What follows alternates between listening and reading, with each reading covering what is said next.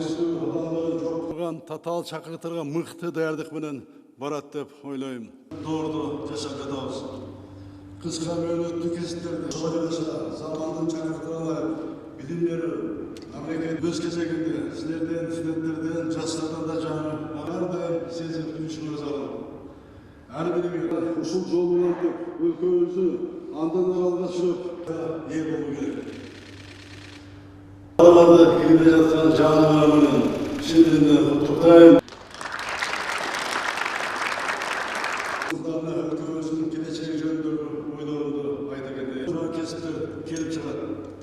Ошол учурда айрым кесиптер. Есть такие молодые, самые талантливые, умные. Глобальные конференции могут выдержать только образованные. Елімізде әрдайым аманшылық, жерімізде. Единственный болған, кейінгі мұңға үй болған адам. Только тот народ, который воспитывает можно экономикасын, жана социалдық тармағына өлтіреді. Настоящий патриотизм, владение качественным знанием.